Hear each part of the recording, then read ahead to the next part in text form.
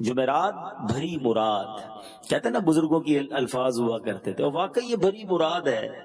روایتوں کے الفاظ ملتے ہیں کہ جمعرات کو جو دعا مانگی جائے وہ رد نہیں ہوتی، وہ لوٹائی نہیں جاتی۔ خاص دعا مانگنے کی بھی رات ہے اور خاص درود پڑھنے کی بھی رات ہے۔ احادیث میں جمعرات کی رات اور جمعے کے دن کے درود کے فضائل الگ سے لکھے، احادیث الگ سے میرے آقا نے بیان فرمائی ہیں۔ تو پیارے اسلامی بھائیوں، جب بھی جمعرات آئے، جب بھی جمعہ کا دن آئے، کثرت کے ساتھ درود پاک پڑھیں۔ پڑھتا رہوں کثرت سے درود ان پہ صدا میں، پڑھتا رہوں کثرت سے درود ان پہ صدا میں، اور ذکر کا بھی شوق پے غوث و رضا دے۔ یا ایھا الذین آمنو کہہ کر، اے ایمان والو۔ قرآن مجید فرقان حمید سارا ہی ہمارے لیے راہ ہدایت ہے، راہ نجات ہے، سرچشمہ ہدایت ہے، لیکن جو یہ خاص آیتیں ہیں یہ تو براہ راست ہمیں ایڈریس کیا گیا ہے۔ تو ایک مومن ہونے کی نیت سے، ایک مسلمان ہونے کی نیت سے یہ لازم ہے کہ ہم اس پیغام کو سمجھیں کہ رب نے مجھ سے کیا فرمایا ہے۔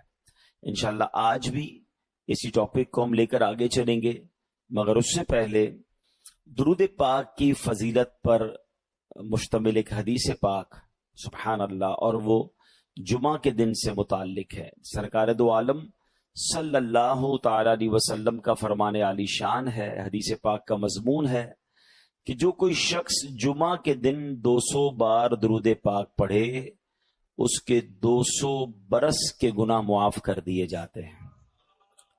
اب آپ غور کریں کہ سبحان اللہ، جمعہ کا دن کتنا مبارک دن ہے، اور اس دن سبحان اللہ اس کا مرتبہ اتنا بڑا ہے۔ علماء فرماتے ہیں کہ جمعہ کے دن اگر کوئی ایک نیکی کرے تو اسے 70 نیکیوں کا ثواب ملتا ہے۔ تو ہمیں اس دن تلاش کر کر کے نیکیاں کرنی چاہیے، درود پاک پڑھیں، تلاوت قرآن کریں، ہو سکے تو جمعہ کے دن سورہ یاسین پڑھیں۔ کیا کمال کی آیت ہے اور کیا شاندار اس میں لیسن ہے۔ پارہ نمبر 3 ہے، سورہ بقرہ ہے، آیت نمبر ہے 254۔ اللہ قرآن مجید میں ارشاد فرماتا ہے، بسم اللہ الرحمن الرحیم، یا ایھا الذین آمنوا انفقوا مما رزقناکم من قبل ان یأتی یوم لا بیع فیہ ولا خلۃ ولا شفاعہ والکافرون هم الظالمون۔ آسان ترجمہ قرآن کنز العرفان، اے ایمان والو، ہمارے دیے ہوئے رزق میں سے اللہ کی راہ میں اس دن کے آنے سے پہلے خرچ کر لو جس میں نہ کوئی خرید و فروخت ہوگی اور نہ کافروں کے لیے دوستی اور نہ شفاعت ہوگی، اور کافر ہی ظالم ہیں۔ یعنی سبحان اللہ، اس قرآن مجید کی اس آیت میں ہمیں جھنجھوڑا گیا ہے۔ ایک دن آنا ہے جس دن مال کام نہیں آئے گا، جس دن کوئی دوستی کام نہیں آئے گی۔ ہاں، اچھے لوگوں کے ساتھ رہے ہوگے تو کام آئے گی، برے دوست اور خاص طور پہ اگر غیر مسلم ہیں، ایمان ہی نہیں ہے ان کے پاس، کوئی کام نہیں آئے گا تمہارے۔ اس دن سے پہلے اس دن کی تیاری کر لو۔ اللہ نے مال دیا ہے، اس کو اس کی راہ میں خرچ کر لو۔ اب اس آیت کا معنی کیا بنتا ہے ذرا سمجھیے گا۔ اس آیت میں آخرت کا زاد راہ تیار کرنے کا ایک اور طریقہ بیان فرمایا کہ قیامت آنے سے پہلے پہلے راہ خدا میں اپنا مال خرچ کر لو جو خدا ہی نے تمہیں عطا کیا ہے، اللہ نے ہی دیا ہے نا۔ یعنی یہاں یہ بات بھی سمجھنی ہے، ذرا مل کر جواب دیں گے، ہمیں مال کس نے عطا کیا ہے؟ اللہ نے دیا ہے۔ اچھا، میں آپ سے ایک بات پوچھنا چاہتا ہوں کہ دنیا میں ہم کسی کو کوئی پیسے دیں کہ بھئی یہ میرے 50,000 روپے ذرا رکھ لو، اور تھوڑے دنوں بعد میں اس کو کہوں یار وہ جو میرے 50,000 تھے اس میں سے 5,000 دے دو، یہ صاحب مجھے 5,000 واپس دے دیں، انہوں نے مجھ پر کوئی مہربانی کی؟ نہیں نا، پیسے میں نے دیے، میرے ہی پیسے تھے، اور 50 میں سے میں نے 5 ہی مانگے ہیں۔ اچھا، میں اس 5,000 پہ اس کو شاباش بھی دوں، تحفہ بھی دوں، خوش بھی ہو جاؤں، تو لوگ کہیں گے کمال ہے یار، اپنی پیسے تھوڑے سے لے کر پھر کس بات کی خوشی ہے، پھر کس بات کا انعام ہے؟ ٹھیک ہے نا، کوئی کمال نہیں ہے اس بندے کا جس کے پاس ہم پیسے رکھوا کے ہمارے ہی پیسے اس میں سے بھی تھوڑے لے لیں۔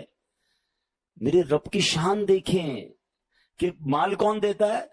اللہ دیتا ہے. اچھا اللہ اپنے مال میں سے فرماتے میری راہ میں خرچ کر لو. اچھا ہم خرچ کر بھی لے تو کمال کیا کیا, دیا اسی نے تھا.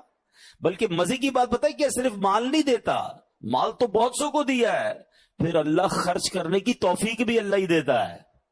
دنیا میں سے بہت سارے لوگ ہیں جن کو اللہ نے بہت دیا ہے, توفیق نہیں دی ہے, اربوں پتی ہیں, زکوٰۃ نہیں نکلتی ہے. نفلی صدقات کی بات تو بعد میں آئے گی نا, جو فرض ہے جو ضروری ہے دینا وہ نہیں نکلتا, کیونکہ توفیق نہیں ہے, دل نہیں چلتا. سبحان اللہ, مال بھی رب دے, توفیق بھی رب دے, اور بندہ کچھ خرچ کر لے تو انعام بھی ربی عطا فرماتا ہے, جنت کی نعمتیں بھی رب عطا فرماتا ہے. بلکہ ایک جگہ تو رب نے فرمایا قرآن میں ہی, ہے کوئی جو اللہ کو اچھا قرض دے, قرض حسنا. بڑی عجیب بات ہے کہ یار رب کو قرض کون دے سکتا ہے؟ جب مال ہی رب نے دیا ہے تو اللہ کا مال ہے. اللہ فرماتا ہے کوئی جو میری راہ میں خرچ کرے, اللہ فرماتا ہے کوئی جو اللہ کو قرض دے. اس کا مطلب کیا ہوا؟ علماء نے بڑی ڈیبیٹ کی اس پر, یہ لفظ قرض کیوں لایا گیا. تو اس کے پیچھے علماء نے جو ریزن بیان کیا کہ دنیا میں جب آپ کسی کو تحفہ دیتے ہیں نا تو واپسی کی امید نہیں ہوتی اور رکھنی بھی نہیں چاہیے. تحفے کا مطلب تو آپ نے دے دیا نا, گفٹ ہے. کچھ لوگ تو تحفہ دے کر بھی امید رکھ رہے ہوتے ہیں, آج میں نے دیا دیکھو کل کیا دے گا. تحفہ بھی غرض کے ساتھ, تحفہ بھی کنڈیشن کے ساتھ. تحفہ کنڈیشن کے ساتھ نہیں ہوتا. گفٹ دیا تو دیا, اچھے دل سے دیا کرو. تو لیکن جب آپ قرض دیتے ہیں نا تو آپ کو پتا ہوتا ہے یہ واپس آنا, جبھی تو قرض ہے. آپ تو کنڈیشن بھی لگاتے ہیں, چیک بھی کرتے ہیں, کس کو دے رہا ہوں, واپس دے گا نہیں دے گا. اللہ اکبر. فرمایا جو رب نے قرآن میں فرمایا نا, ہے کوئی جو اللہ کو اچھا قرض دے اور اللہ اس کو پھر بڑھا کے لوٹائے گا. تو اس کا مطلب یہ ہے کہ دینے والا اللہ کی راہ میں یقین رکھے کہ جو میں دے رہا ہوں یہ مجھے ضرور واپس ملے گا.